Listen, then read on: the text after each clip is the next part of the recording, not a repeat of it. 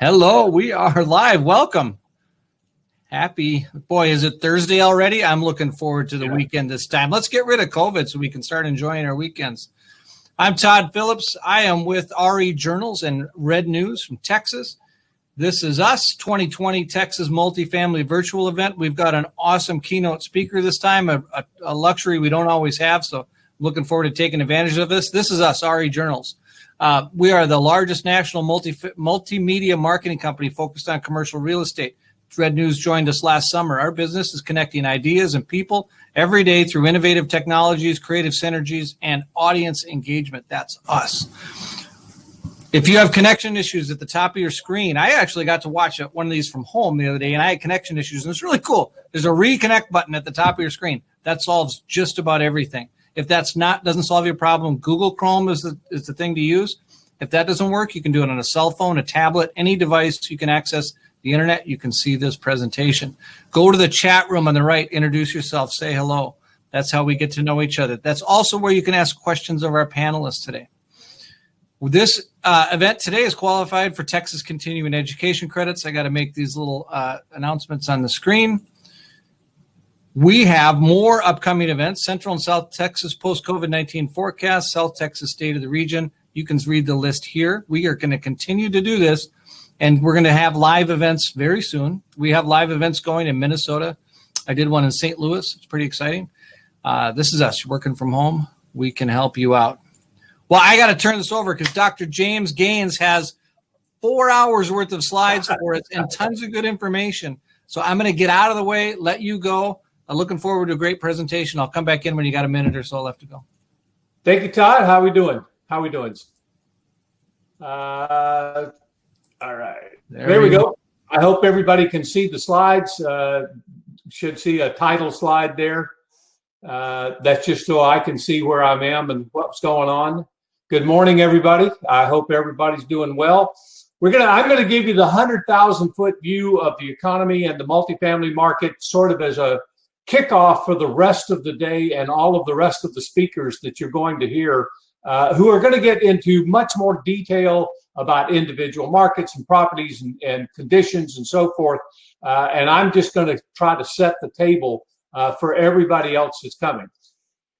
Everybody knows by now we're in a recession. We're officially in a recession. The National Bureau of Economic Research has declared that February was the peak month of the prior cycle. That was the 128 months since the Great Recession, when the economy was on a roll and everything was copacetic and recovering from the Great Recession, from the Great Recession, the financial collapse back in 2007, 8, 9.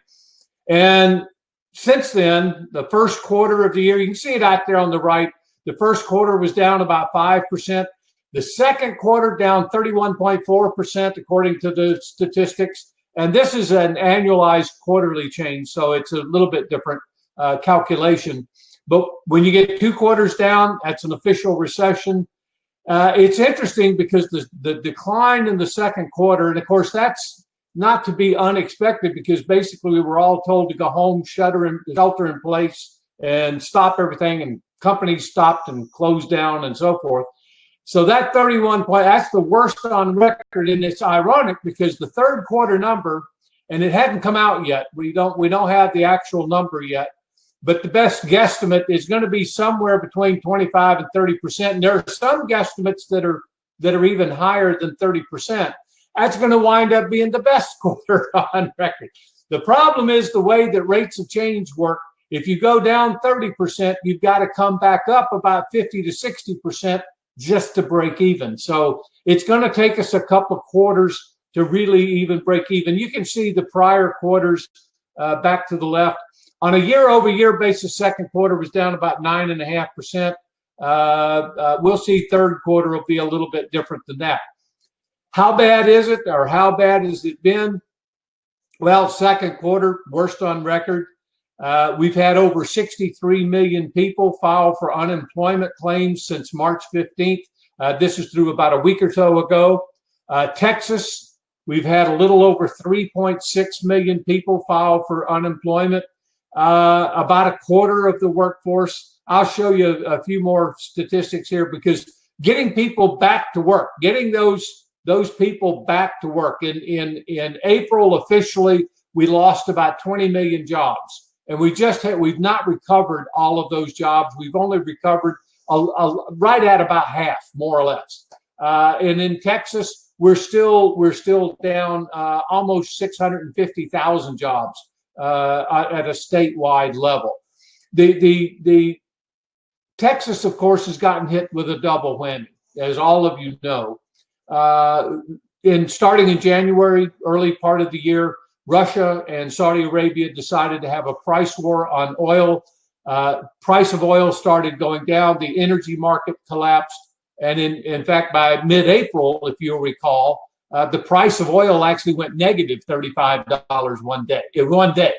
Just one day. And that's interesting. How do you have a negative oil price? Well, the producers were literally having to pay people to take the oil off their hands. That's a negative price to the producers. We've had some recovery since then. It's been hovering right around that $40 a barrel mark here for several months. And for all intent and purposes, it looks like it's going to kind of stay there. We've got a bunch of mortgages. These are home loans that are in forbearance. There are a lot of commercial real estate loans, also multifamily loans. That's not as easy a data to track. So I don't have good hard numbers, but about 3.4 million, 3.5 million mortgages in forbearance. And that's going to be an issue probably coming up, about second quarter of next year, as a lot of the forbearance programs give out or the time period gives out. The deficit is going to reach somewhere around $3 to $4 trillion this year. It's a heck of a lot of money. It's probably worthwhile in the short run because we needed to have all the fiscal stimulus we could get. In fact, as you well know, Congress is still bandering about with whether another stimulus bill that they really needed to have done about 45 days ago, and they're still debating it.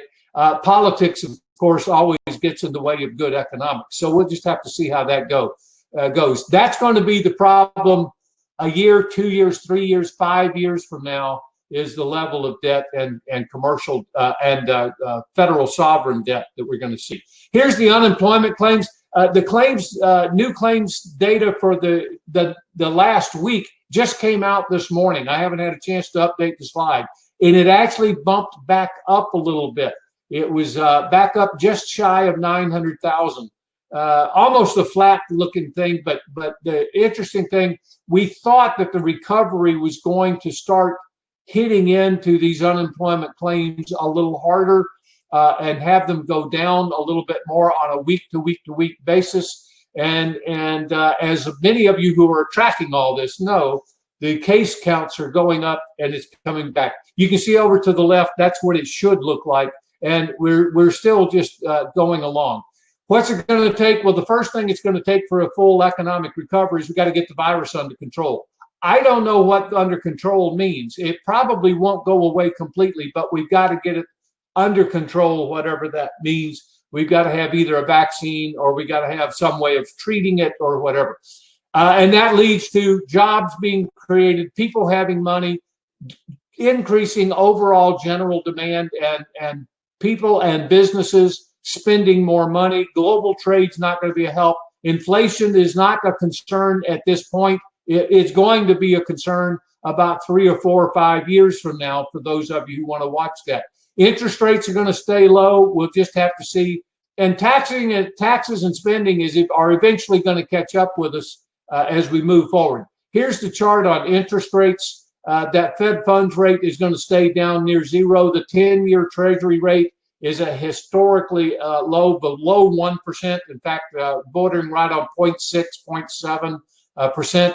As many of you know, the 30-year fixed mortgage rate for a standard Freddie Mac loan is running under 3% right now, and that's stimulating, of course, the economy.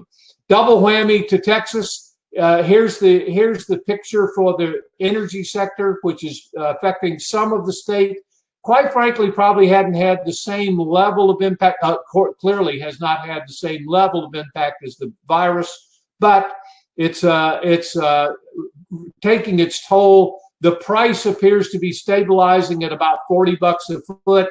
The rig count, there's no incentive for the rig count to come up. The global demand for oil is way down and is not coming back anytime soon that we're aware of. Texas non-farm jobs, we lost about 1 million, just shy of 1.4 million jobs just between February and April. Just, March and April, just 2 months. That's incredible, the kind of drop that we had. August number, and we don't have September yet, but it's down about 5%. We're still about 630,000, 640,000 jobs down, just to come back up to break even with where we were in February before all this mess started. We did some calculations for all of the 25 MSAs in the state of Texas, and we thought we'd show it to you. This is by percent of pre-pandemic level recovery in terms of jobs. I'm not bragging that College Station Bryan's on top. That's the university impact, because we didn't lose that many jobs to start with. But you can see I've highlighted Austin, Dallas, San Antonio, Houston. You can see statewide we're at about 92.4%, so we're still down 5 or 6%. I'm sorry, 93.9 for Texas, 92.4 for the U.S. Texas is doing a little bit better than the U.S. Our unemployment rate has bounced back. May was the worst month. Unemployment statewide went to 13%. We're back up to about down to about 6.8%. Nowhere near the 3.7, and probably aren't going to get to that 3.7 anytime soon. Latter half, late next year, early 2022. 2022. That's hard to say.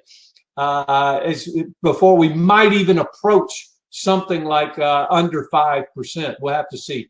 The housing market has been the primary economic driver and continues to be for right now. In Texas, I can tell you the existing home sales market's doing fine. We're projecting about a 3.5% total increase in home sales. I can tell you through September, we're running ahead of last year by about close to 5%. So that's interesting. Prices will be up about 4%, and actually that's looking a little conservative. Prices this year may wind up being up more like 5 or 6% because of the housing shortage. There's just simply, people are not selling their houses. We have an inventory shortage. So home sales are really having trouble. And it's a dichotomy. How can you have record new home or home sales when you have a shortage of inventory of things for sale? And some of that is the way we count these things. So it's really, really going to be an interesting year. The multifamily housing market is just now starting to feel what's going on. This is my plug for the Real Estate Center. For those of you who are not familiar, we put out quarterly apartment and commercial reports. Go to the website there and you can download it. It's free. It's there. Here's the summary for the second quarter for the major MSAs. And you can see that overall, across the board and for Class A, occupancy rates are down. Asking rents are down. We are hearing now examples of concessions, re-releasing and so forth. Here's an interesting chart I thought you would like to see. This tracks change in occupancy rate left and right, or on the horizontal, and then change in rent levels on the vertical or up and down. And it kind of gives you an idea of what the market looks like. And the graph had to be so big because you can see Middle and Odessa way out there in the bottom left-hand corner. Occupancy rates way down, rents way down. There's the energy impact hitting the Permian Basin out there. You can see that most of the rest of the market, even though occupancy rates are down somewhat, at least through June, rents were actually being bumped up. Asking rents were actually being bumped up. But we're not expecting that to hold for very much longer. Here's a summary from that we look at, and again, if you let your eye go down the chart here, what you'll see is that Midland, Odessa is such a big negative number that it's causing the whole Texas average to be negative. If you took them out, it's about a break even. It's basically no change much for the second quarter of the year. It's being reported that rents being paid are holding up reasonably well compared to last year. despite all of the unemployment. But that's when the unemployment benefit, the $600 a week, gave out at the end of July, that was kind of like the tell-all. But it hasn't happened yet. People are still, by and large, paying their rent. And you can say this is the stabilized market. It doesn't include some of the new stuff that's leading up. Evictions are going to be an issue. We know there's a moratorium, and it's kind of interesting. Some surveys that have been taken, and what you see is that generally it's hitting the Class B, C market harder. It's hitting the lower rent apartment market a little harder. 54% of the people with less than a high school education, which means they're probably paying less than top rents. But 54% think they may be evicted sometime in the next 2 months because they haven't paid the rent. And you can see how that percentage decreases. So it's 34%, but even that is a very high percentage. In fact, in Texas, about 30% of Texas renters in the survey by the Census Bureau said they expected to be evicted. Now, the time period was a little bit more, but it was next 2 months. And that's kind of interesting because the apartment market is also reporting they're having a little trouble releasing vacant or evicted apartments. People are, of course, there's some that are doubling and tripling and quadrupling up into the same unit, but it may leave another unit empty in the process of doing it. You can see that Texas has held up reasonably well in terms of the percentage of renters who are paying the rent on time. First week in October, the report was that the percentage was better or equal to or better than the percentage of the first week in October last year. So again, this thing it's very variable and it's very spotty. It can be individual properties and individual markets, some having far more problems than others. Here's a summary in terms of overall rent growth in the last 5 months versus the last 12 months. Under the COVID, the absorption of units, of course, you can see has declined considerably. Rent occupancy rates have gone down, and rent growth has come down accordingly.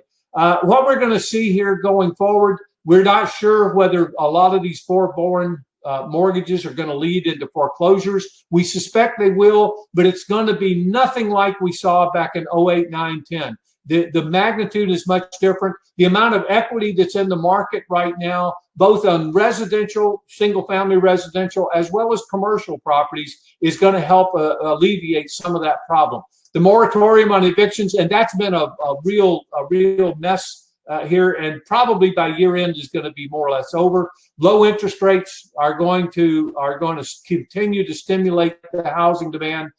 Technology is changing the way that things are happening. The way that construction is done, the way brokerage is done, the way the rental is worked, touring, leasing up apartments and so forth. All of this, the technology has been accelerated because of the COVID and because of the stay at home and stay separated, and that's going on. Construction is going to be our driver.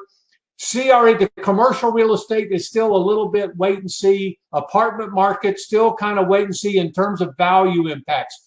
We're pretty sure the value impact is going to be negative. Rents are going to be a little lower, and by definition, cap rates are probably going to have to go up because investors are going to be looking at higher risk reward returns.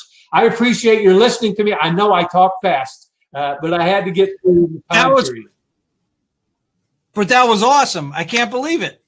I want you to go back 1 second just for my own personal sake. What did you say about government and politics and economics? Don't try to make any sense out of any of them. Well, thank you very much for your time. Politicians are the world's worst economists. There you go. I got a note. Second only to professional economists. Nice. I got a note in the chat room that you need to be on my podcast, so I'm going to call you in a week or so. We're going to get that done. We'll do the full 45-minute presentation. I apologize for trying to cover the waterfront in such a short period of time. Well, we're going to get the full-length version out there, and you all can watch it. Thank you, Dr. Gaines. I appreciate your time. My pleasure. Thank you all. Thank you.